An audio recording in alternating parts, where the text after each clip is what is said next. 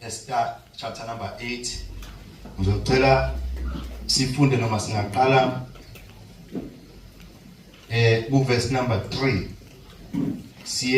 siyoma verse number 8. Amen. Amen. Ncwadi ka Esther chapter number 8. Siqale funda from verse number 3 siya verse number 8. Amen. Thank you. Kufundeka kanjena bazali. uEsteri waqhubeka wakhuluma phambi kwenkosi. Wawa ezinyaweni zayo, wakhala. Wayinxusa ukuba ibusise ububi bikaHamani, uMagagi necebo lakhe ayecebe ngabaJuda. Funda kahle lapha wayecela ukuthi yenzele inkosi Ukuba ibususe ububi. Oh, funda kahle.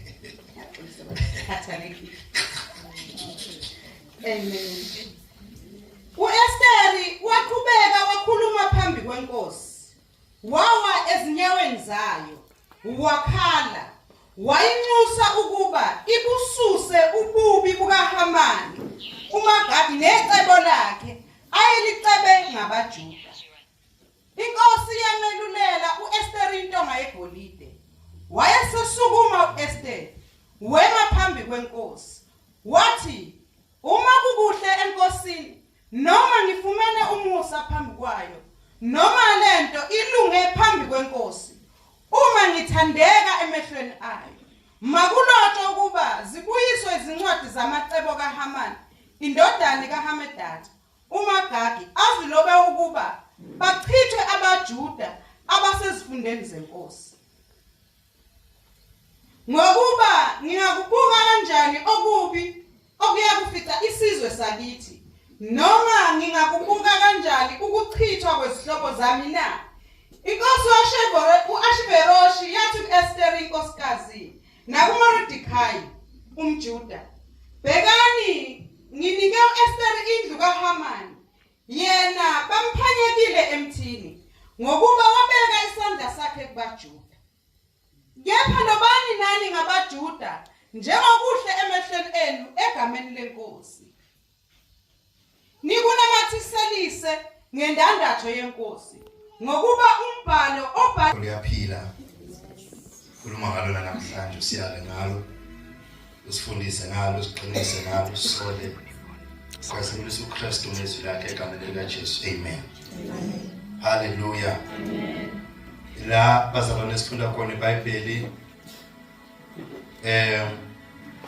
sithola lithi uEsther lapha wabuye wawa enyaweni zenkosi ekhala waseyincenga inkosi ukuthi isuse ububi obabubhalwe uHamani. Kunencwadi uHamani ayebhalile eyayithi akubulawe onke amaJuda ayekhona endaweni yaseBabiloni noma eShushani. Amen. Amen. Endithi iBhayibheli ke uEsther ekhala kanjalo inkosi yayisilulela kuyena igolden scepter, intonga yegolide. Kunenduku thiwi intonga. Cishe amakhosi amaningi ayiphatha lezi nduku. Kone induku enokuphathwa amakhosi ongaqondakala ukuthi ezani, ama-scepter. Leya eyayiphathwa ile inkosi yayigolide. Kuthiwa ke uma ilulele kuwena ithi ithinti wayithinta le nduku usuke ufumana umusa emehlweni ayo inkosi. Ukuthi whatever ungayicela ke lapho izokwenzela. Kwakungafanele ukuthi kuze umuntu enkosini ingambizanga inkosi. Isijeziso salokho kwakuwukufa nokufa. Ukuthi ungavela ungene enkosini uthi inkosi ngisho kuthiwa kunento epressa kanjani. Kwakufanele ume emagcekeni epalace yenkosi. Ebese mayibona ukuthi ukhona ibuyiza ukuthi bizwa uze usho ukuthi kwenze njani. Kodwa uEsther la ingambizanga inkosi simthole enyaweni zawo yakhala inkosi iBhayibheli immediately yalula intonga yenduku wayithinta esithi indaba esithi ngiyacela futhi inkosi ukuthi ususe lo buyakubo benziwa uHaman noma esefile ngoba wayesefile uHaman la kwasho ukuthi ufe incwadi seyidiliviwe zasabalala lonke izwe laseShushani ayisabuyiseleke emuva ngoba manje lo bekhiphile wayisayina naye wafaka isiqhivizo sendandatho yenkosi lezi incwadi zazithi ngosuku lwenyanga ngenyanga yesi-12 onke amaJuda khona ayabulawa kwathiwa kubantu laba abatshelwayo baseShushani uma niwabulala amaJuda lawe niwabulala nithatha impamo yawo yonke kuyini onke izinto ezingamabhilongini zabo ngizobe izindlu zabo whatever nibulala umdala omncane yonke into ethi umJuda nje manje uEsther la usencenga inkosi ukuthi akususwe le yanto ngoba ngizohlala kanjani abantu bakithi befe ngoba nami ngomunye wabo iBhayibheli inkosi yayisithi okay ibhaleni nini incwadi ngendlela enithanda ngayo inikeza ilungelo yenza bhalani lokho enifuna kwenzeke ngendlela enithanda ngayo noma kuthiwa yini mina ngizoninikeza iring yami ukuthi nifake isixhivizo manje abanaleso sixhivizo yonke lento ebhalwe lapho kuyofanele yenzeke njengoba injalo akekho umuntu ozokwazi ukuhlehlisa incwadi enaleso sixhivizo amen leyo ncwadi ke nizoyibhala nina ama terms and conditions ayavela kini intando yenu manje sifakwe lesi sixhivizo izohlehlisa le yancwadi eyabhalwa uHaman ikhansele ingasasebenza amen iBhayibheli bayibhala ke lo ncwadi la esifunda khona verse number 8 amen amen uze verse number 8 ngoba ngasekugcineni uthi ngoba no one can revoke uthi for whatever is written in the king's name and is sealed with the king's signet ring no one can revoke yonke into ebhalwe egameni lenkosi yayise isilwa yagxivizwa yafaka isigxivizo sendandatho yenkosi akekho umuntu ongaphinda ihlehlise leyo nto amen incwadi yaEsther le bazalwane sifunda kuyo yilento sizokhuluma ngayo namhlanje very briefly then we pray as God leads us amen kule ncwadi kaEsther esifunda kuyo kunezinto engifisa sibuke ezimfishane noma ezimbalwa bese siyakhuleka amen mhlawumbe into engiyitholile nje interesting kule ncwadi that mawe funda yonke cishe nama chapter awu10 so la chapter 1 kuze kufike ku chapter number 10 akukho kule ncwadi la khona igama likaNkulunkulu noma uMongcwele noma uJesu elimentionwa khona amen so eliqala iziyophela akukho la kumentionwa khona uNkulunkulu akukho la kumentionwa khona uMongcwele akukho la kumentionwa khona uJesu akukho but noma engabhalwanga igama lakhe engamentionwanga naye mawuyifunda water from chapter 1 uze uyofika ekugcineni uyambona uNkulunkulu kuyo amen even though engekho mention but reading nje lencwadi ubona uNkulunkulu from chapter 1 kuze kuyoba sekugcineni amen amen I lento ngithema ngifunda lencwadi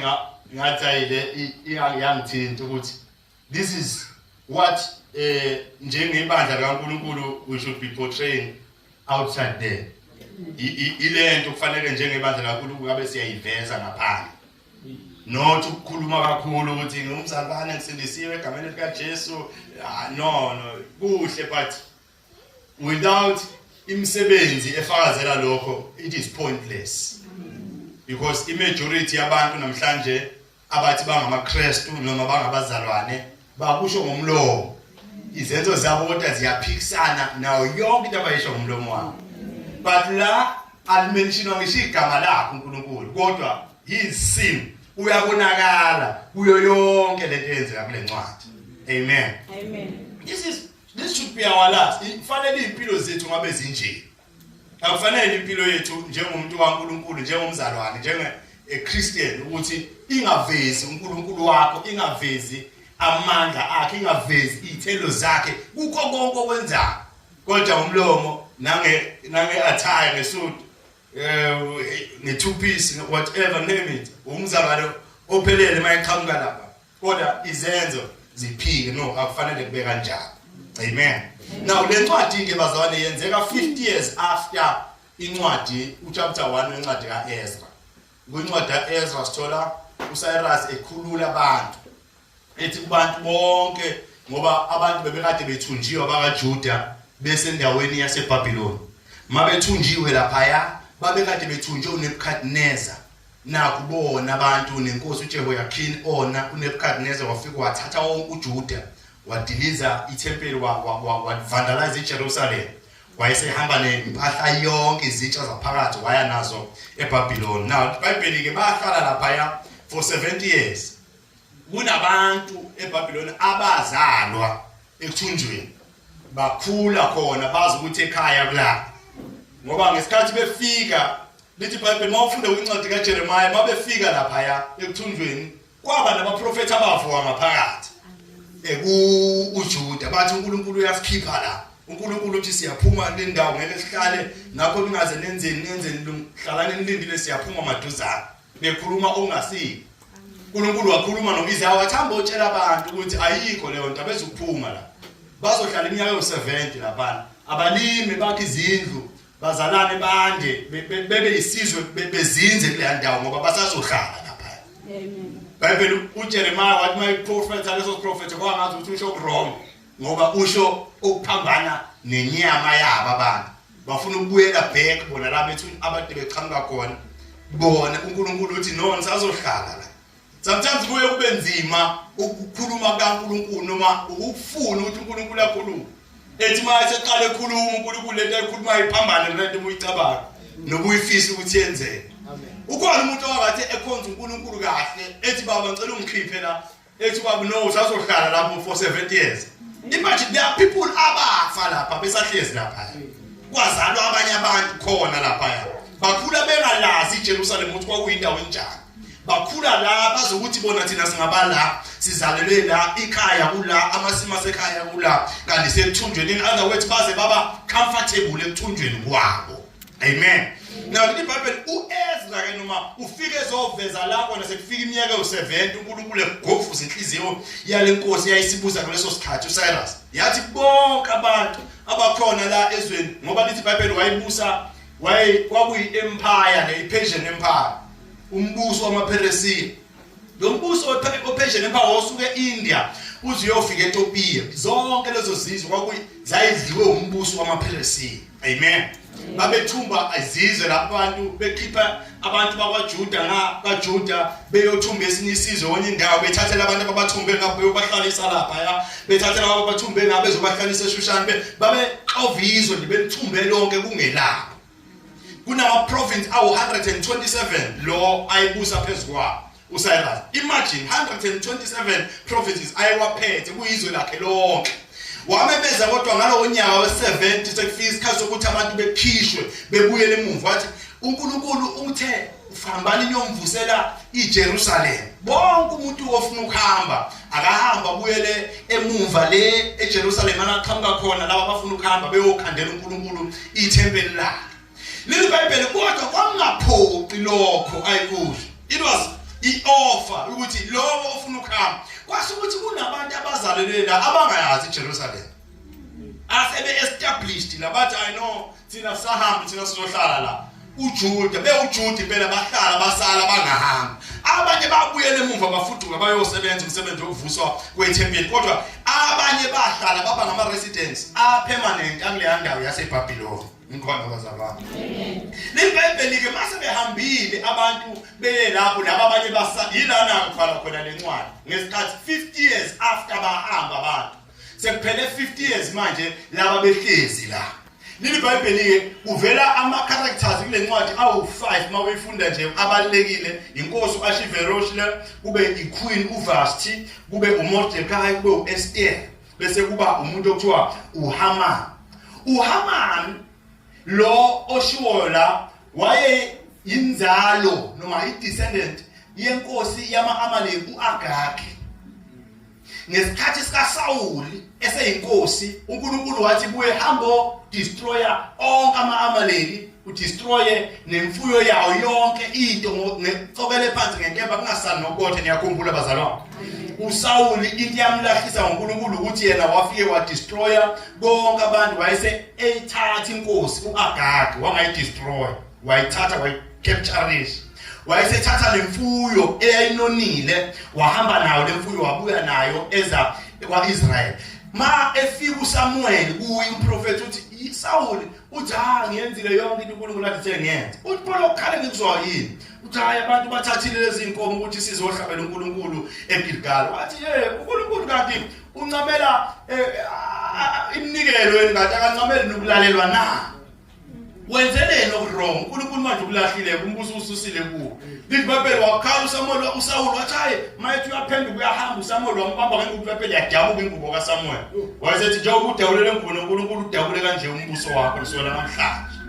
Walahla uSawuli ngenxa yokuthi akayenzanga into kwathiwa akayenza. Kwaze kwaba uyena uSamuel obamba uAgagi okwakufanele abulawe. Wamhlahlela iBhayibheli wamhlahlela ngembaze ekhanda khona lapho uSamuel enza umsebenzi owakumele wenziwe uSawuli. Na uAgagi lowo ke uyisizukulwane sakhe loHamani, umuntu ovela kulayini kaAgagi owabulawa ethunjwe uSawuli, wabulawa yilo uSamuel owaye umJuda. So uHamani wayazi amaJuda ukuthi enzani ukhokho wakhe, kokhokho bakhe esizukulwane semuva. Ulo uMordekhai okhulunywa ngaye la yena ubevela kwaJuda, evela kulayini noma kuma descendants kaKhishi. uKhishi owayezala uSawuli owayinkosi, okuyena uSawuli owabamba uAgagi wabuya naye emthumbini. Manje lokubutha phakathi kukaHamani noMordekhai kwavele emuva ukuthi uyazi ukuthi lo wabulala abantu bakithi. Nalo eneqhubu lokuthi ngisafuna ukuyiphindiselela kuMordekhai nakubaJuda ngoba babulala yena. Wayengasabiza noma ukuthi umAmaleki, wayesebizwa ukuthi umAgagi ngoba waphunyuka wabaleka. Wayegamba ukuthi uyisizwe, washintsha ukuthi umAmaleki wathi umAgagi, wayibiza ngokhokho bakhe. Kodwa ngikhona bazalwane. Amen. Now lana-ke inkosi kaShiveroshi nayo ibusa nje ine-queen. I-queen yayo lithi iBhayibheli uQueen uVashti, she was beautiful to behold. Wayemuhle ebukeka, waye-crown jewel yombuso wakhe inkosi le uAhasuerus. Lithi iBhayibheli ke kwenzeka ukuthi ngesikhathi lenkosi isi-established umbuso wayo usukwande kakhulu, yabiza zonke induna zayo ezibekezweni layo, yenza idili elikhulu elathatha 487 days. Kubuswa nje kudliwa abatshengisa ingcebo yakhe, ngakusasa ebatshengisa okunye, ngasasa ebatshengisa okunye, ngakusasa ebatshengisa okunye, insuku zonke zo-187. Ngolokugcina usuku lithi iBhayibheli inkosi yababiza bonke, yathi ngifuna ukunitshengisa manje okuyiyona cherry on top embusweni wami, i-crown jewel okuyiyona into eyigugu kakhulu. Lithi iBhayibheli wayesethi akubizwe uVashti iqueen ize izoma beyibona ukuthi yinhle kanjani. Lithi iBhayibheli waye-impressed le nkosi kaShiveroshi ngoVashti lo owayekade eyiqueen. Inkosi yayimthanda ngoba wayemuhle, wayefihla zonke lezi insuku zo-187 kugcwele abantu ephalesi, kugcwele induna zizobuka. Wayefihliwe uVashti engavelile phakathi kwabantu. Ngosuku lokugcina inkosi ithi sikhipha-ke manje okokugcina kunakho konke, yathi bizani uVashti eze iqueen. Lithi iBhayibheli uVashti wathi angizi lapho. Yathi inkosi uthini? Bathi unqabile inkosi uthi akezi. Yaphoxeka inkosi phakathi kwabantu bonke naphakathi kwezikhulu. Lithi iBhayibheli yacasuka kakhulu ngedisobedience eyenziwa uVashti, waye ehlambalaza inkosi. Lokhu kuba disobedient kukaVashti kwenza ukuthi inkosi yayibona ingelutho phakathi kwabantu bonke laba abakhona la bezoyibungaza. Yayibona ngazuthi ihlambalazekile, ngazuthi ayifanele ukuba inkosi yalabo bantu ngenxa ukuthi iqueen yenze okungafanele ikwenza. Kodwa ngikhona bazalwane, disobedient wona wa disobey a direct order noma a direct message ayiphume enkosini ukuthi woza kimi ngifuna ukuthi uze what angizi. And there's disobedience because ayikho into phambi kaNkulunkulu eyisono njenge disobedience. Abazali abaningi bayilahle lapho ekuthenini bacabanga ukuthi ukwazi amavesi nokwazi iBhayibheli ube iBhayibheli elihamba sekwenza ukuthi ube right noNkulunkulu. No, ukuthi mhlawumbe ngoba uhlabelela kakhulu sekwenza ukuthi ube right noNkulunkulu. It doesn't work like that. uNkulunkulu ufuna kodwa ukulalela. Ingakho uSamuel ethi kuSawuli uNkulunkulu uyathokozela kanti amanoni nemnikelo kunokuthokozela ukulalelwa kwezwi lakhe na. Ayikho uNkulunkulu ayilindele la efuna kithi nje ukuthi silalele izwi lakhe. Yini ukulalela ukuthi obey izwi likaNkulunkulu? Ukulizwa ebese uyalenza njengalokho lisho izwi likaNkulunkulu. Yingakho esho njalo uJames ethi be doers of the word, not hearers only. Ningabi ngabalizwayo kuphela kodwa lenzeni. Maye walizwa lokho kuzwileke kupractice. uJesu uthi umuntu ozwa lamazwi awenze uyofaniswa nendoda ehlakaniphile eyakho umuzwayo edwaleni kodwa wezwayo lamazwi angawenzi lo uyofanisa nendoda eyisibula eyakho umuzwayo phansi emhlabathini. Ayikho into ebalekile njengokulalela izwi likaNkulunkulu. Kukho konke uNkulunkulu akusho. Ungalaleli izwi likaNkulunkulu isono. Asikho isono esingaphezulu kwalo. Isini uma umuntu uyabuza ukuthi what is sin? Isono ukwazi izwi likaNkulunkulu ukuthi lithini ebese ungakwenzi lokho elithi kuwena. That is sin. That is sin. Mawulazi ukuthi lithini ungabulala ungaphingi ungafakaza bese uyakwenza wena lokho ubukwazi ukuthi lithini isono iso sona leso. Many people bafuna ukubribe abantu bese befuna ukubribe noNkulunkulu. Angazi igama bribe bafuna ukumanipulate. I mean to say manipulator. You can manipulate umyeni akahlazi nawe njalo. Ungamanipulate ungamphika umyeni uqhamuke kumyeni usewufake iattire iphelele sewumuhle right kodwa into ecabangayo nozidla ngayo umyeni akayiboni. Ukhohlwa ukuthi ngesikhathi umyeni engayiboni ukhona onamandla okwazi ukubona imicabango nemizindlo yethu okwazi ukufunda inhliziyo zethu sithule singatho lutho.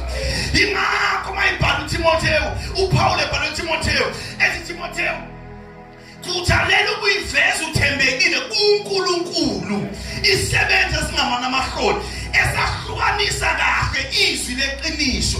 Hayi ukuthalela ukuyiveza uthembekile kubantu bozokwenzekana nabantu. uNkulunkulu kuphela okufanele uyiveze wethembekile kuye. Obedience. Bazana, they are very much disobedient. Balaleli.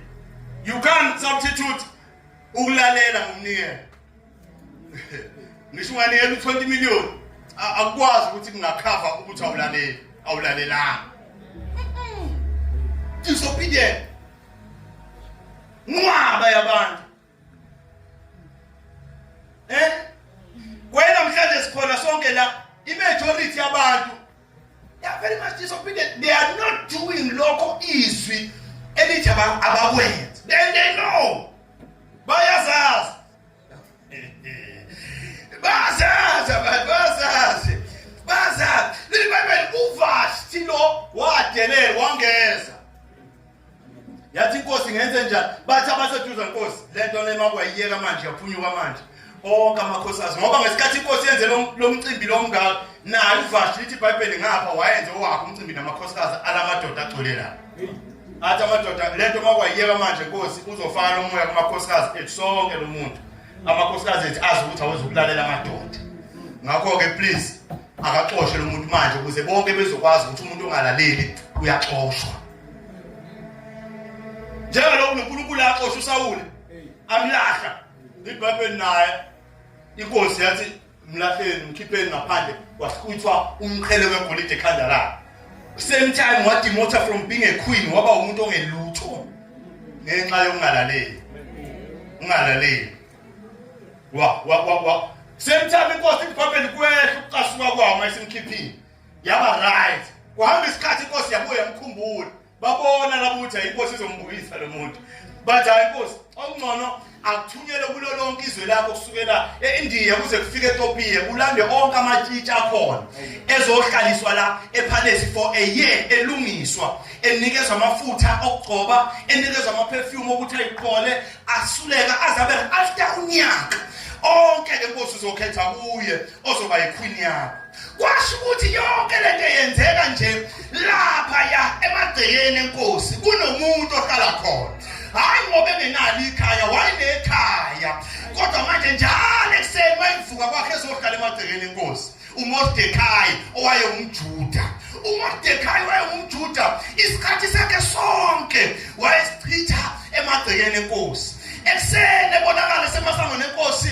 phakathi enomini bebathi uphakathi emasango emagcekeni enkosi ehlala khona kuze kushona ilanga ntambama bese buyela endlini yakhe maphuma ilanga ekuseni uyagijima aye lapha ya emagcekeni enkosi ahlale khona lokhu kuhlala kwakhe emagcekeni enkosi kwamenza ukuthi asheshe ezwe izinto ezenzeka ePalace ngoba ukuyiposition right njengoba esemagcekeni enkosi nje ula okukhona khona okufanele ngabe ube khona uthi iBhayibheli lithi batshaliwe endlini kaNkulunkulu bese behluma emagcekeni akhe yilempilo okufanele iphilwe ngabantu bakaNkulunkulu alisho iBhayibheli ukuthi babuye bemonyuke bebuyele emuva but they spent their life there but established rooted emagcekeni kaNkulunkulu bahluma khona okusho ukuthi into ehlumayo yinto engasuki ihambe yinto ebakhona kuleyo ndawo njalo yilempilo okufanele iphilwe yithi thina abadlali kaKristu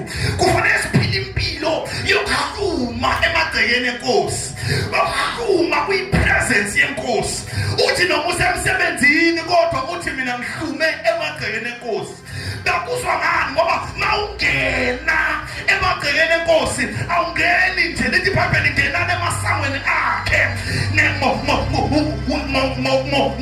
enter into his gate with thanksgiving ngokubonga bese lingena emagcekeni akhe nangendumiso in other words uma sidumisa sisuke sesihlume phakathi kwamagceke akhe uma sidumisa noma ngeenhliziyo zethu sithi ugcwele Nkosi ugcwele uThixo noma usemsebenzini kodwa usemagcekeni akhe ngoba safuna amagceke aphathekayo ngenyama manje amagceke ethu amagceke akhe sekungomoya ingakho lithi iBhayibheli bonke bazomkhonza ngomoya nangeqiniso umoya wethu uyakwazi ukutravela okudlula inyama yethu ungathi sihlezi la kanti sesiphakathi emagcekeni akhe ingakho wonke umuntu ngaso sonke isikhathi kufanele ukuthi azi ukuthi ngitshaliwe endlini yakhe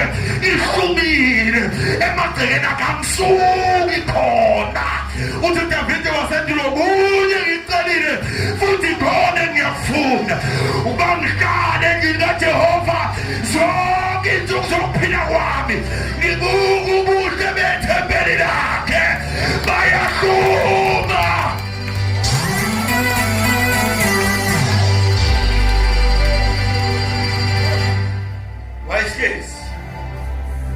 wayehlezi maphuma emagcekeni enkosi yila ukukhona bayo kukhona khona bayike into emnandi ngaphezulu kokukhona bayo ungaphuma emagcekeni enkosi liBhayibheli wezwe izinto ezikhulunywa la uMordekhai wezwa kuthiwa kuyolanda amatshitshi manje ayabuyisa lethwala wakhumbula ukuthi awu konje kunengane kamalume kwashona umalume ngihlala nawe yentombazana ngikhulisile size yakhula manje angiyilande ngidethela njengathi nabi ngenye yamantombazana asendaweni kwalanda intombazane igama layo kwathiwa uHadasa leli gama lithi Hadasa lisho ukuthi a star leli gama lithi a star ngeShebheru basebethi inkanyezi bathi uEsther ngesizulu shuthi inkanyezi kwathiwa uEsther ngoba iHadasa isihlahla esasikhula ngaseMediterranean Sea lesi sihlahla sasikhula singadluli u5 meters bese sikhipha isithelo saso sasinuka kamnandi singamafutha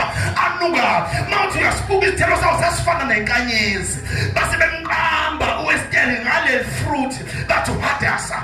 Uthe uMordecai emkhulisa la eBabylon wayeselishintsha leli gama ngokwesiHebheru waliqamba ngegama lasePersia wathi uEsther. Futhi nesizulu kanyezi uEsteri wawuyinkanyezi igama lontombazana owayihlala noMordecai. Uthema isahlezi naye kuMordecai wamlanda ngoba wayikhuliswe ngeyimiso nangeyimfundiso zamaJuda. Wamletha phakathi ePalace namanye amantombazana. Kwasho ukuthi kuze umuntu owazanayo noNkulunkulu wasezulwini umusa kaNkulunkulu uphezu kwakhe. Wathi mayingelo uEsther namantombazane onke lo owayebekwe in charge ukuthi anaka amantombazane wavele wabona uEsther umusa uphezu kwakhe wamthatha yena wamhlelela abantu abawu10 ukuthi naka lo ntombazane wavalela kameleni lakhe yedwa abanye bafakwa ndawonye bonke wathola special treatment yena walungisiswa kahle awudlula bonke abanye kwaphela unyaka wonke uEsther ecwalwa enikezwa amafutha einwele enikezwa amafutha okugcoba enikezwa ama-perfume right kuthi esekushaya isikhathi sokuphela konyaka kwathiwa bonke abantu beze enkosini kuzokhethwa. Bhayibheli bangena phambi kwaEsther wayingena untombazane ngalelo langa kube ubusuku ngasasa ekuseni avuka phu inkosi yamkela omunye iyaba accessa ukuthi imuphi right mayikhuluma zonke izinto. Lithi Bhayibheli bangena baphuma uthe kuzi10 kaEsther ngicabanga babesekhona baseva wakhe. Wathi mayingena inkosi ithi Bhayibheli umusa wavele wafumana umusa bekhona inkosi engena nje uEsther engakakhulumi engakenzi lutho. Yathi inkosi jikisana abanye sengithatha lo yathatha umqhele wegolide yawufaka phezu kwekhanda lakhe. Sengithatha umusa kaNkulunkulu my favor kaNkulunkulu iphezu kwakho. Ngisho ngathi wabuze phambi kwakho abanye abangcono kunawe kuze emva kwakho abangaphezu kwakho kodwa favor kaNkulunkulu iphezu kwakho. Noma abantu bengavali iminyango ngapha nangapha noma izinto zingabheka phansi naphezulu kuthiwa kuyokwenzeka kanjani favor kaNkulunkulu nomusa wayo uphezu kwakho. Ungena la abantu bethi angenwa la uphume la bethi aphunywa la ngoba favor kaNkulunkulu ihamba nawe.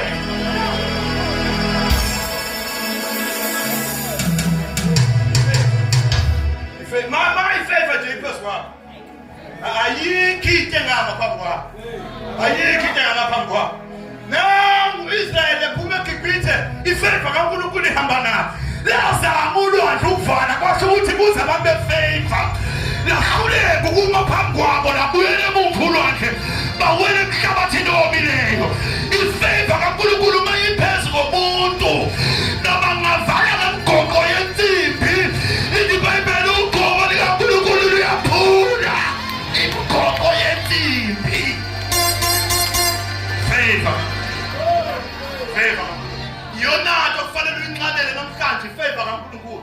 Engathi njengoba uhlezi phansi ungilalele nje ungabe uphulela enhliziyweni yakho ukuthi inkosi ifavor yakho mayibe phezu kwami. Ifavor yakho ayibe phezu kwami. Ifavor yakho ayibe phezu kwami ngoba ma unefavor kaNkulunkulu ayikho into engakuvimba. Yini iBhayibheli yamthatha inkosi wathiwa namhlanje sewuyiqueen wafaka umqhele wegolide ekhanda lakhe. uMordecai wamtshela wathi ungayithi vuye ukuthi umJuda ungayiphathe nje ukuyiphatha nje mawubuza ukuthi uyini ungayiphathe ukuthi umJuda waba yiqueen semthando. Bhayibheli kwafezeka isifiso sikaMordecai lo muntu obehleze la emagcekeni enkosi. Kwathi noma uEsther esethathiwe wafakwa waba yiqueen. Leli iBhayibheli uMordecai wasuka semthando wabuyela phakathi emagcekeni enkosi. Akangaphuma wabuyela emuva. This is a mistake eyenziwa abaningi. Bafikile emasangweni enkosi bangena emagcekeni enkosi banxusa bakhala kuNkulunkulu wasezulwini. Wabenzela izinto ezithile ade beyicelile. Bathe mase bethola lokho baphuma emagcekeni manje bayo enjoy izinto abayithole kuye. Kanti indlela yokusustain nokumaintain lokho okuthole kuye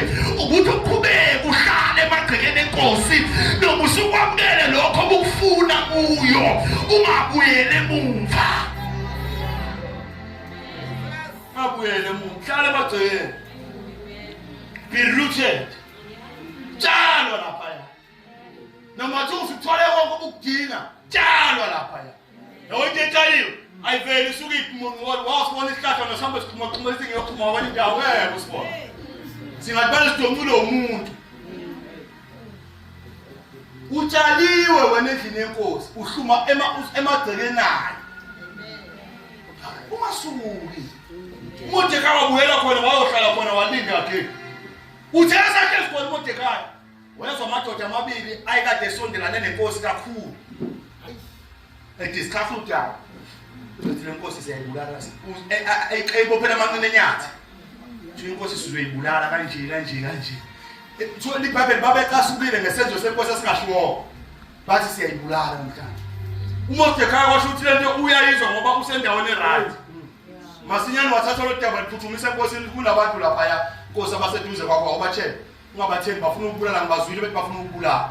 iBhayibheli inkosi bathi obala kwalandela lo daba kwathola ukuthi into ekhona ngempela babanjwa abantu babili bahengwa bafa.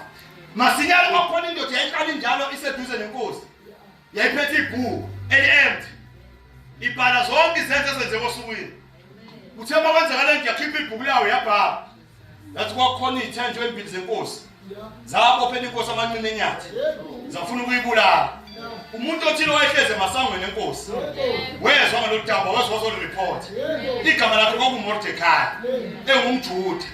Uthe amaripotile wahlenga ukuphila kwenkosi, inkosi iyaphila kuze kube namhlanje labo bahenga. Wathi ustop, wayivala incwadi wayibeka. Yaqhubeka impilo uModekhayi wabuyela emagcekeni enkosi wayohlala emagcekeni. Ungahambe emagcekeni. Noma ngathiwa khona izinto ezincane odaba uyayithola.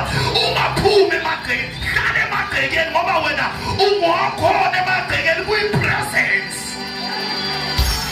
Uwaze khoneni benkosi. Mawuhleze emagcekeni uhleze khoneni bayo. Mayizamula inkosi izelulela kuwe. Akuhle konke okuvela enkosini kuwena kuwe. Wabuhleze emagcekeni. Modekhayi akangaphuma. Happen semthani mabulala lamadoda inkosi yayithatha omunye wathi uHamani yamphakamisa. Yathi Hamani sekuwena ozoba i-second in command la. Yimini inkosi ngaphansi kwami wena. Ngiyeza ilungelo lonke. Kulo lonke izokuwonke amaprofeti 127. Waba umuntu omkhulu uHamani. Wathi wabonke abantu baqhamuka uHamani. Abakhothame bakhuleke kuye. iBhayibheli mayiphuma nje uHamani endlini yenkosi uqhamukela emagcekeni enkosi. Bonke abantu bathi Hamani you worship. Bakhuleka kuye. Wabonakala ikhefu uModekhayi bambelele eqolo limbheke. Bathi abanye wenza uModekhayi khothama. Bathi hayi thina sikhothama noma ubani. SingamaJuda thina singamahebhe namaHebheru. Asikhothame noma ubani. Njengoba oShadrach noMeshach no-Abednego basho mangabe uNebukadneza ukhokho walobana ethi nina khothamani bathi noma aThuya sibasa kaseven leso sithando somlilo aseke sikhothame thina asikhothame kunoma ubani kodwa kunoNkulunkulu wasezulwini esikhothama kuye asikhothameni abantu sikhothama kuNkulunkulu ongabonwayo kuphela. Singafa kodwa kuyosale kwazeka ukuthi kukhona abangakhothamanga.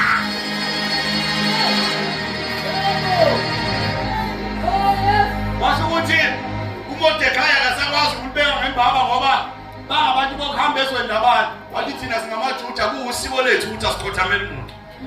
iBhayibheli uModekhayi mayesho lento uHamani wacasuka ngokucasuka okukhulu ukuthi wenzani umfana.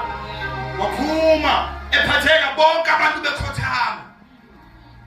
Wathi uModekhayi angikhothama. Ngikhothanyiswe isitha sami. Ungavuma ukukhothaniswa isitha sami. Angazi siphi isitha singazama ukukhothamisa ngayo yonke indlela kodwa never allow your enemy to make you to bow. Abanye bakhuluma ngesikhathi abacabanga abantu ngoba asibambele nenyama negazi.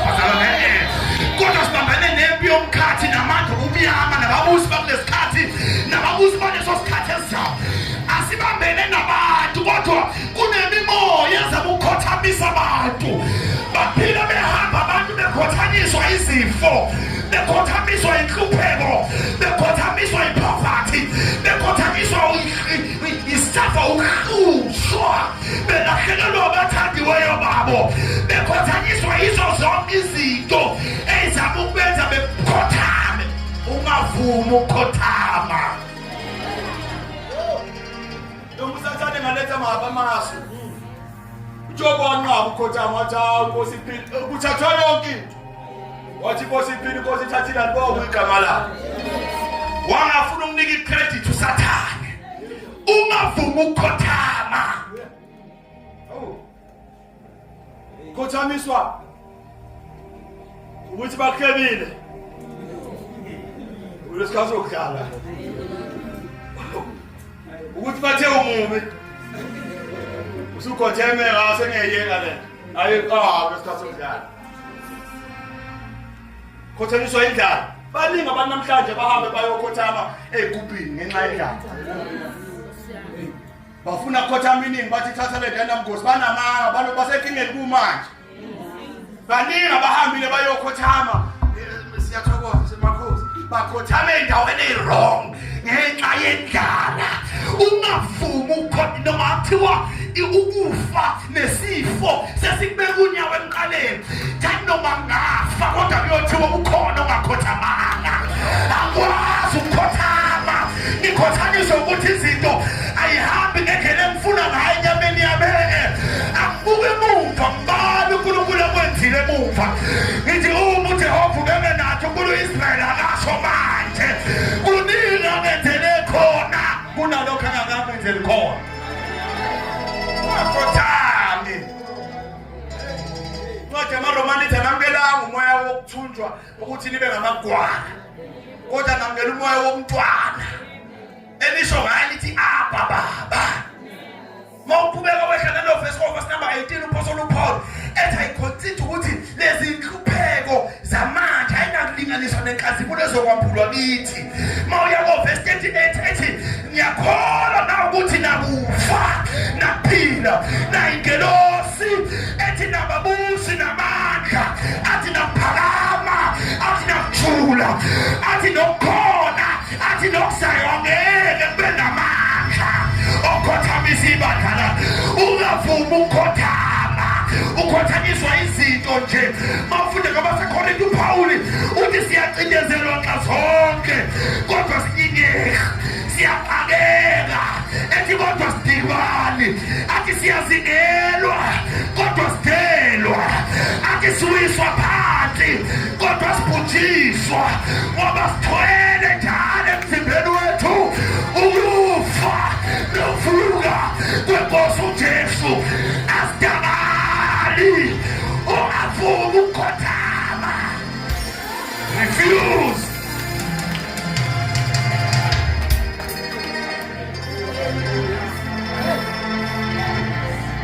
Noma ungajikelwa abathandiweyo bakho, noma ungajikelwa umndeni wakho, refuse ukukhothama. Bethi lento ngathi usuyithatha mahhala manje nawe lento yakho ngathi ungayikhulumi nje engayazi. Refuse. Ngaba.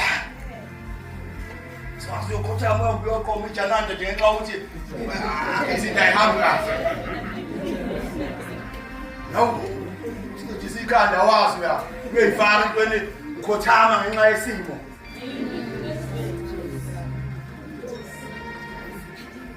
This is what we see. Osisi bethu bephume emagcekeni eNkosi. Bahambe boyifaka nje emanyaleni ngaphandle. Sekunenkinga lapha ngaphandle sekubizwe ibandla kuthiwa ake siyokhuleka sihambe somkhuleka umzalwane wethu ngathi akaphathekile. Uyabuza ubani umzalwane? Kuthiwa mhlawumbe ngokusamkhumbula baba.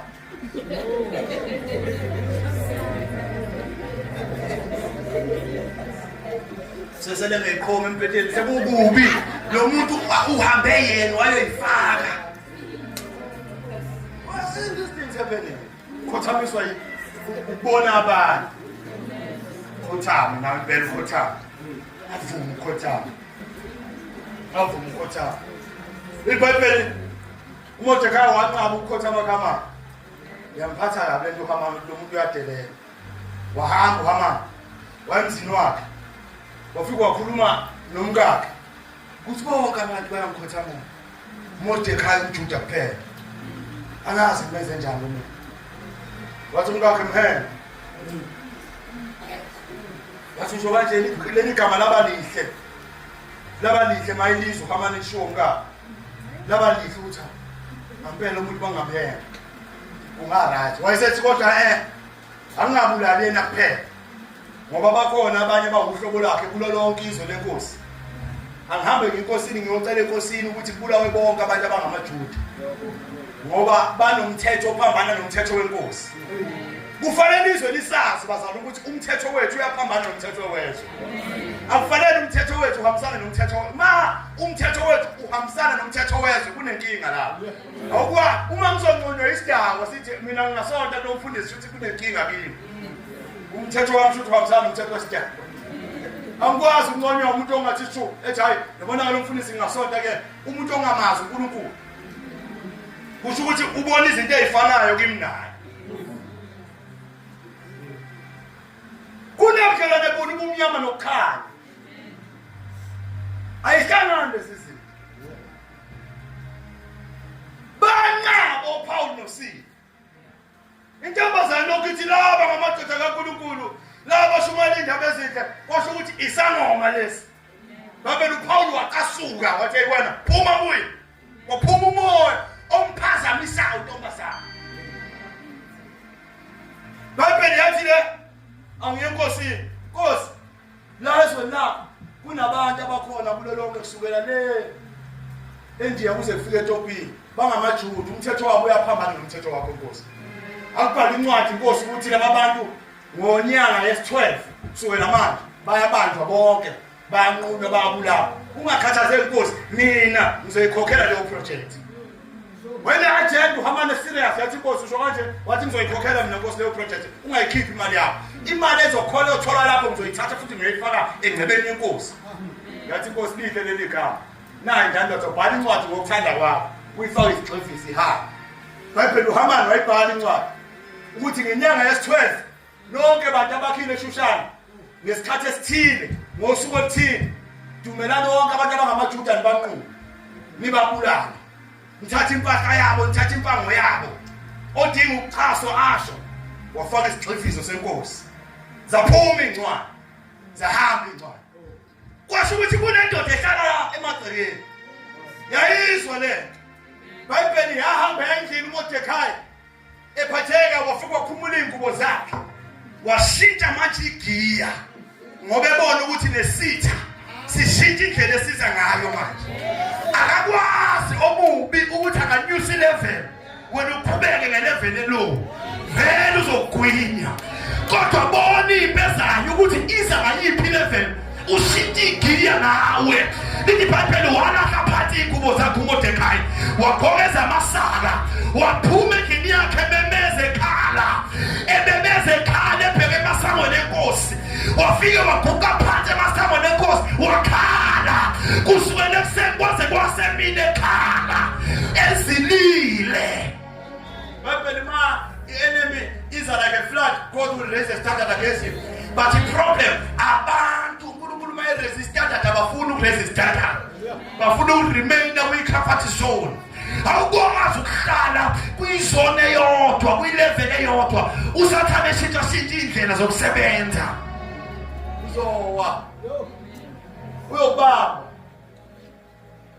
lithi iBhayibheli uModekhayi wazila wakhala watshela uEsther kwathiwa nangu uModekhayi lapho uyakhala ufaka ingubo zamasaka uEsther wathatha ingubo zobukhosi bathi ngicela ngigijime niyombathise nasi ingubo nimbuzo kwenze njani bafika bathi Modekhayi usho Esther asimbathise nathi bathe bemfaka ingubo lezi ejwayelekile wayilahla phansi wathi angifuni lezi ingubo wathi wakwenze njani Modekhayi wathi aniswanga nini ukuthi wonke amaJuda ayabulawa ngenyanga yesi-12 sonke siyafa hambani intshela uEsther ukuthi akasikhulumele enkosini kwazi bani mhlawumbe njengoba ukule position akuyona nje uNkulunkulu wayibekele lesi sikhathi esinjengalesi akahamba yosikhulumela acele enkosini sabulawa bagijima bathi Esther uthi lo muntu amaJuda ayabulawa kuphuma incwadi nansi bayifunda uEsther wathi anganimtshela Nkosi yaMordecai ukuthi ayikho into engayenza inkosi ayikaze ngibize sekuphela inyanga inkosi ingangibizi angikaze ngiyibone angikwazi ukuyingenela ingambizanga manje ngayongena endlini ayingangibizanga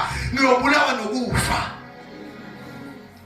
babuyisa ireport uMordecai wathi kulungile hamba nimtshele ukuthi engacabanga ukuthi njengoba elapho na ngaphakathi uyosinda masifa na uyofa kodwa futhi ke engacabanga ukuthi usizo amaJuda ngeke ethole kwenye indawo yebo siyothola usizo kwenye indawo kodwa yena ngeke asizakale kulolu sizo lithi iBhayibheli lamazwi mayifika kuEsther uEsther wathi okay tshelani uMordecai ukuthi akatshele onke amaJuda ngaphandle ukuthi awazile ukudla azila amanzi for 3 days nami ngizozila ukudla ngizila amanzi for 3 days nalamantombazane engihlezi nawo ngosuku lesithathu wena inkosi yangibiza noma yengibiza ngiyasukuma ngiyongena kuwo mangifa ngiyofa wasinta indlela yokwenza izinto kunendlela ofanele ushintshe bazalwane akuzukusiza ukuphatha iBhayibheli njalo enkonzweni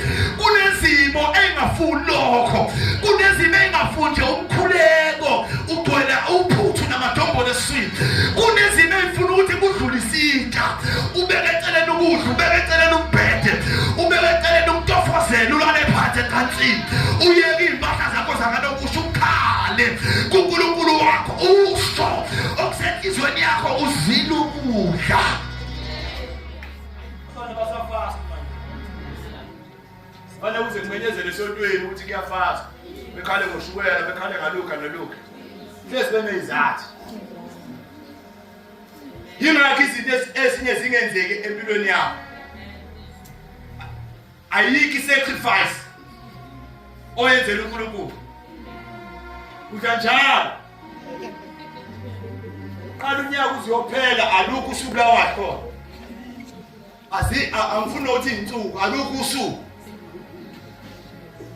ukathi izinto zolunganga empilweni yakho ngalula kanjani lo mbuso uyafuzula nabawufuzulayo bayophaka kunezinto ezifuna ukuthi ubeke phansi ukudla uguqe abebuhlungu amadolo uguqe uzwe ukuthi akusavumi uguqe ungasuki uzabe udraw attention yenkosi kuwe lithi iBhayibheli ngosuku lesithathu Esther wavuka wathatha ingubo yobukhosi kunale ngubo yobukhosi esinayo nathi kunale ngubo esinikezwe yona esikwazi ukubreaka ama protocol ngayo namhlanje ngithela ngayo wambatha ingubo yobukhosi this was the kingdom garment lengubo yobukhosi ubungcwele iholiness ubungcwele noma abafundile noma abantu bamanje sebengafuna ukuchaza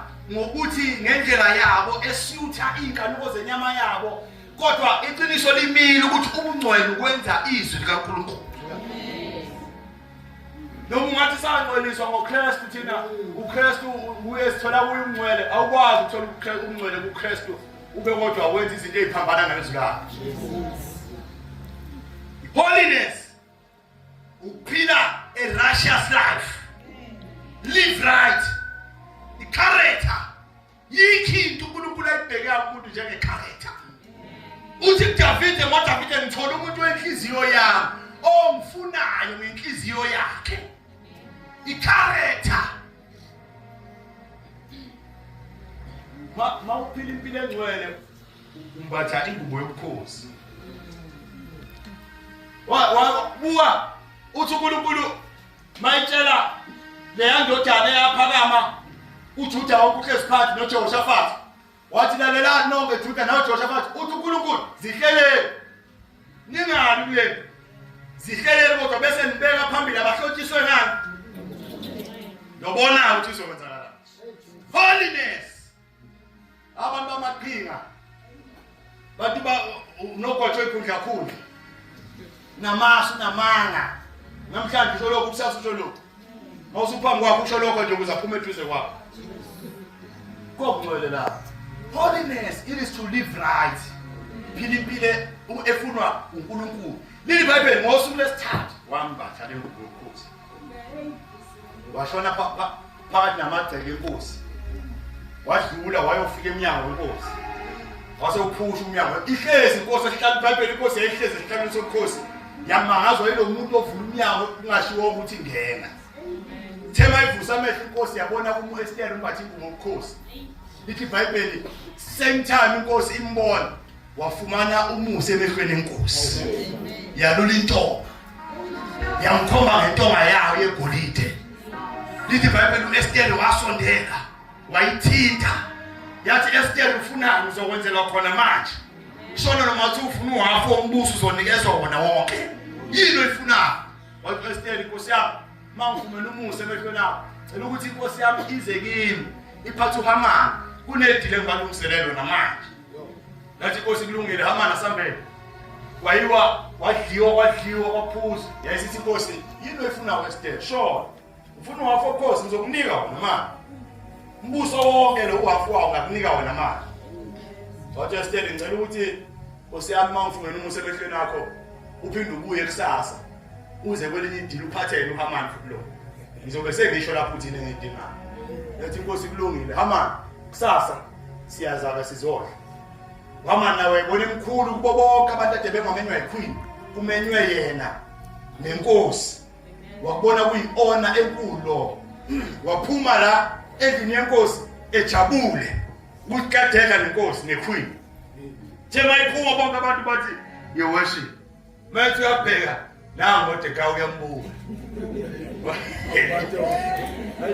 leli bible lo njabulo naleyo ntokoza nayo uHamani kade ithola lapha ngaphansi yavele yakhipizeka yonke wabuka lo muntu ukuthi akakhothama futhi namanje waphuma wahamba wayemzini wakhe bible ngaleyo ntambama wabiza abangani bakhe wabiza umkakhe kwaba nedili la wabatshela ukuthi kade nginenkosi kade nginanequeen simenywe yiqueen kuyimina nenkosi sidla saphuza iwayini lenkosi kumnandi bathi laba hawo phela wathi nakusasa ingibizile iqueen ithi angibuyi bathi laba ngempela bathi yathi hayi okay kodwa manje into eyodwa ngiphatha kabi uMordecai akafuni ukukhothama bathi laba mphanyile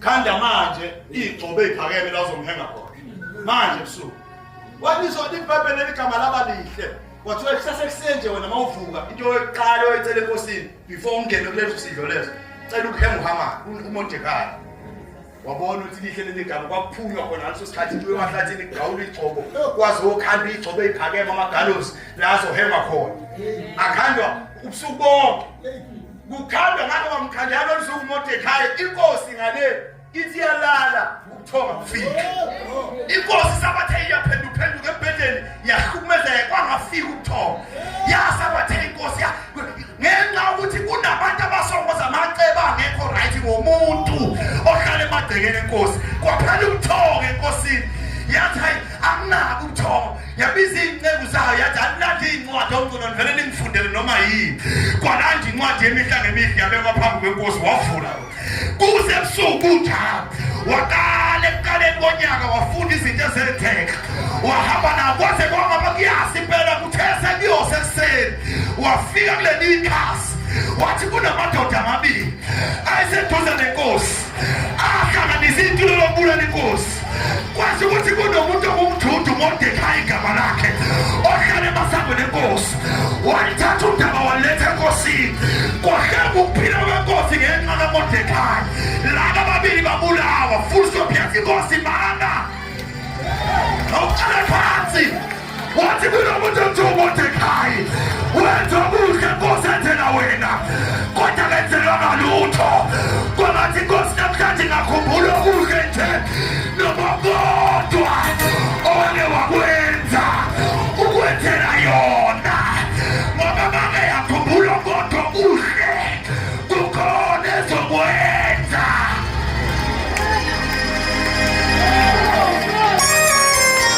yathi inkosi mana wenzelwani lo muntu owatshela mina ukuthi ngizobulala ngasini wathi lo nkosi phansi akubhalwe lutho akenzelwanga lutho bathi uphi lo muntu wathi usemasangweni enkosi ungasuka emagcekeni awusazi isikhathi sokhanjelwa kwakho ungasuki kwiposition yakho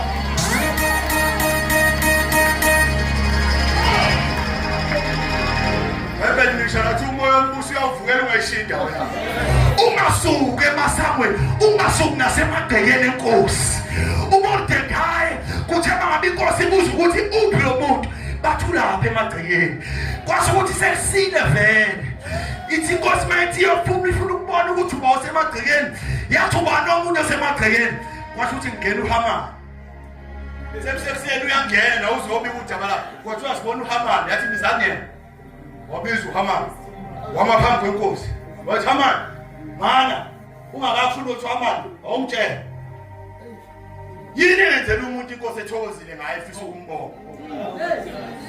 Phela uHamani wabuka wathi ubani inkosi engafisa ukumbonga ngaphandle kwakhe.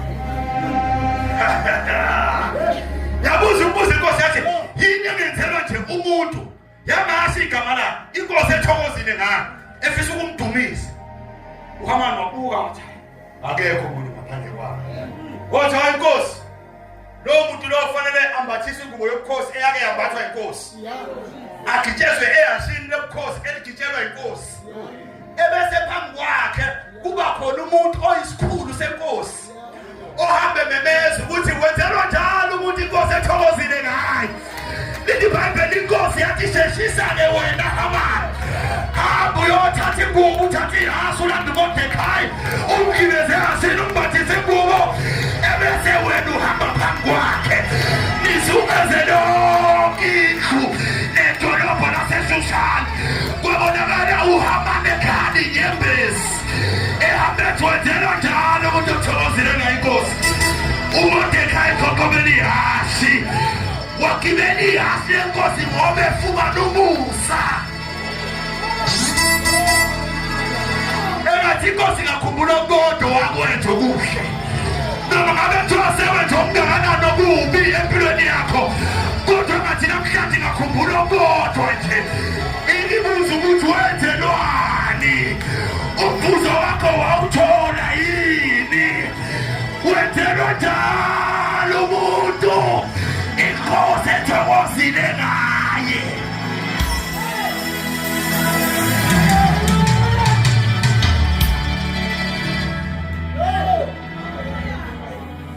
Ngiyajabula izitha zakho ngoba yizona ezomemezela ngokuphakama kwakho. Uyabona izitha zakho izona ezomemezela ngokuphakama kwakho.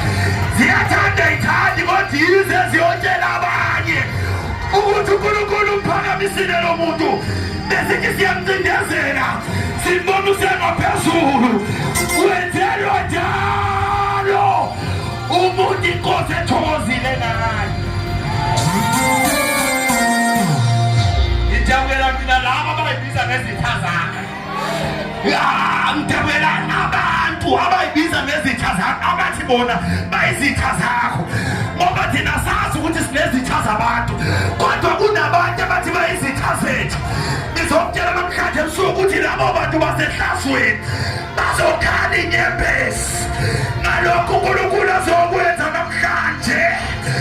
Ibona bayomemezela ngalokho kuhle inkosi ekwenzela khona.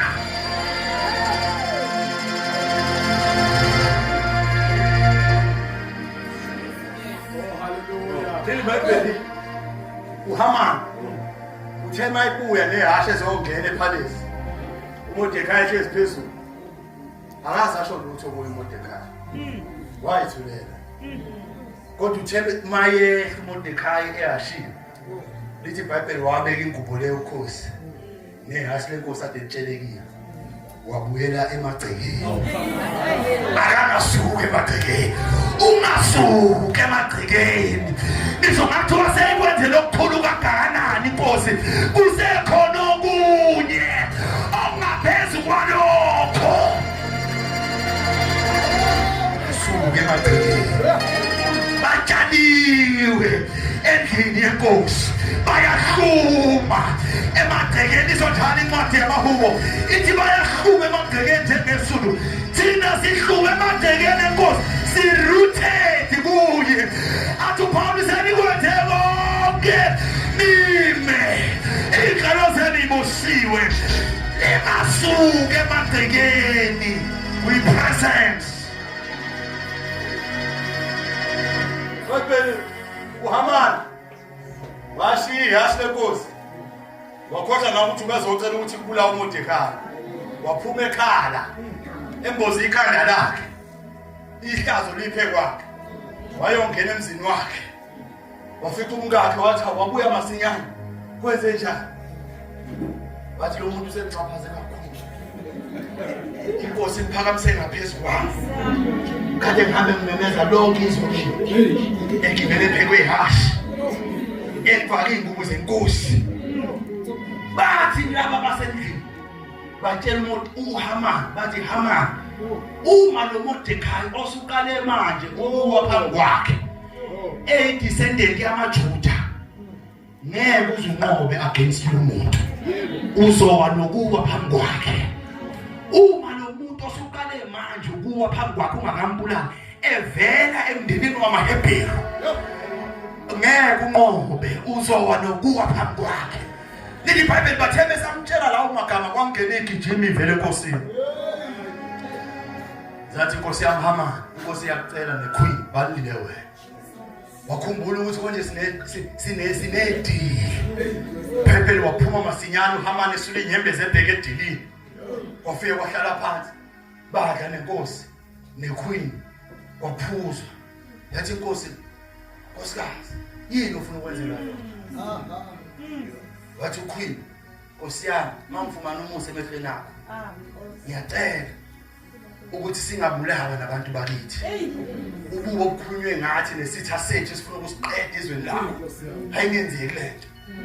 Yathi inkosi ubani who dares ubani ongalinge alule isandla ukuthi athinte wena nabantu bakho. Wathi isitha sethu esikhulu uHamani uya. Bible ngathi zonjalo uHamani washaya uvalo woma. Inkosi yathuthela yasuma yaphuma endlini. Bible yahamba yayingadini yopolice ikhaya. Ngathi iphuma inkosi uHamani wasale esukuma eza kuyiqueen eguqa phansi ethi ngiyacela iqueen yahlehlela yaze agibele embhedeni wagibele embhedeni ecele. Uthe mayisagibele embhedeni ecele yayibuya inkosi. Yathi usefuna ukubulala unkosikazi waphambi kwami emzini wami. Immediately inkosi ishona amagama lithi iBhayibheli amazwi enkosi esesemlonyeni kwangena amadodana amandla ambanga. Wona lawo madodana amandla athi inkosi lo muntu lo ukhande amagalosi lapha azohena khona uModekhayi. Akhande uyena sabe siyomphanyeka kuwo. Yathi inkosi abani ubanyeke. Kuwo lezi zinto athe indungisele ukuthi ilimazo kaNkulunkulu. Inkosi yashintsha lokho. Yaphendula kwasebenzelana kwaba ngokuhle kuModekhayi. Kodwa kuye noHamani ikhali zakhe zadla yena. Lithi iBhayibheli wahengwa yena nendlu yakhe kuwo lawo magalozi wafa. Wow. Inkosi yathi Modekhayi isikhundla sakho lesi. Yathi Esther indlu yonke kaHamani lapho konke ade mbuza phezulu kwakho sekuwokuyi nino Modekhayi. Lithi iBhayibheli inkosi mayisho njalo ngaleso sikhathi uEsther wayeseshona phansi. Wathi inkosi ngiyazi usunginikezile lokho ebengikuthini. Kodwa kunenkinga enye khona. Noma ngabe sefile uHamani nendlu yakhe isifile. Kodwa incwadi usayikhipha. Zigcwele kulo lonke izwe lakho ukuthi siyobulawa thina. Kunencwadi ezakhishwa ngabantu abanye abasekho namhlanje. Kunencwadi ezakhishwa ngefamily ngama-families ethu. Kunencwadi abathakathi abayibhala abanye bazenza zonke idabudabu zakhona ngabaze bafa lezo zinto beyigqibayile. Namhlanje zisabambile ama-families zibamba abantu noma bebafuna ukuzikulundela kulindeleka. Kunencwadi ezabhalwa against bona engabhalwanga yibo kodwa zabhalwa izitha zabo. Abanye babhala incwadi zafakwa ngaphansi kuma-altare olwandle ejuleni lawo makazi ufike khona. Isitha sabhala incwadi ngawe ukuthi lo uyoba namabhadi kukho konke azabe ukwenza angeke aphumelele. Ukuthi lo noma ngathiwa wenzani kodwa konke ngaye nomndeni wakhe baqale kusiwe. Akekho oyofika kwi-level yokuthi athi angisaswele lutho. Kunencwadi ebhaliwe ngabantu noma bekholwa bethandaza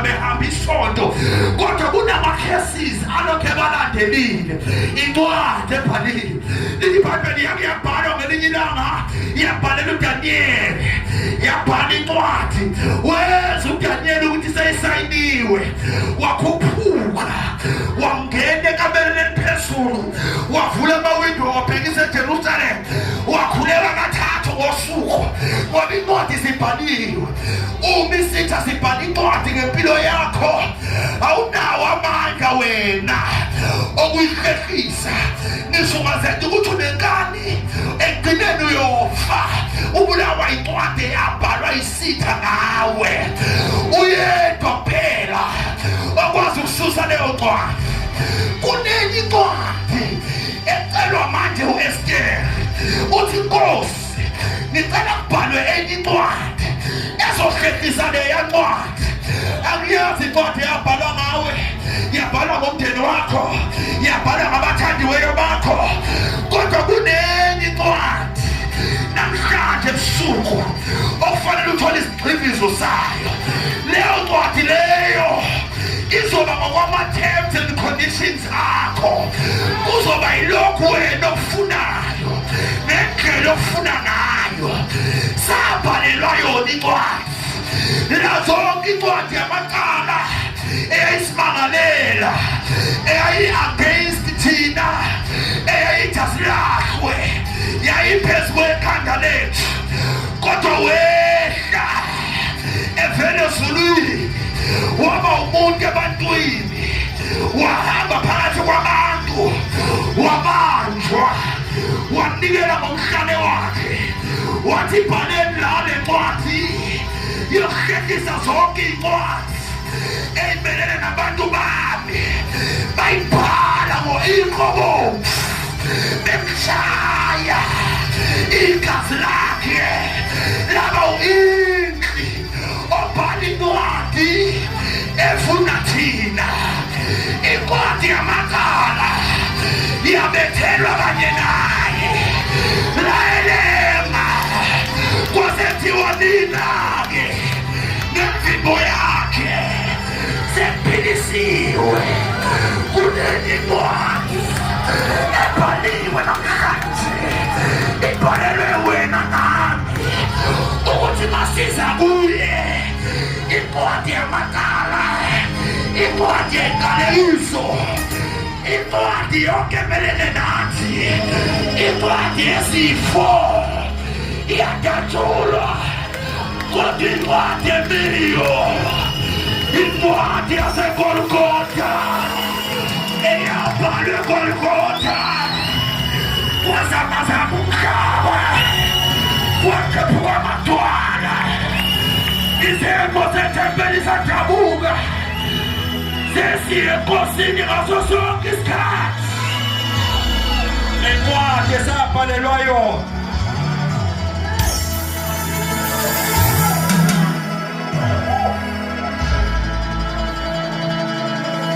sasingakwazi thina ukuya enkosini noma yini. uKristu omkhulu wayengenakali ngonyaka, i-appointment yayingosuku olulodwa onyakeni, kodwa ngalelo langa sathola i-access. Wayimanje siphambi kwakhe, siyi-presence yakhe manje, iphethe isikembu inkosi, ibuza wena ukuthi ufuna kubhala ukuthini encwadini. Angikwazi ufuna kubhalwa encwadini yakho, kodwa isikembu sisesandleni senkosi.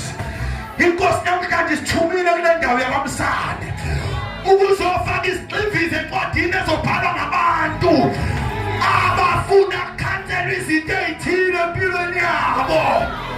Kunencwadi eyabhalwa eGolgotha.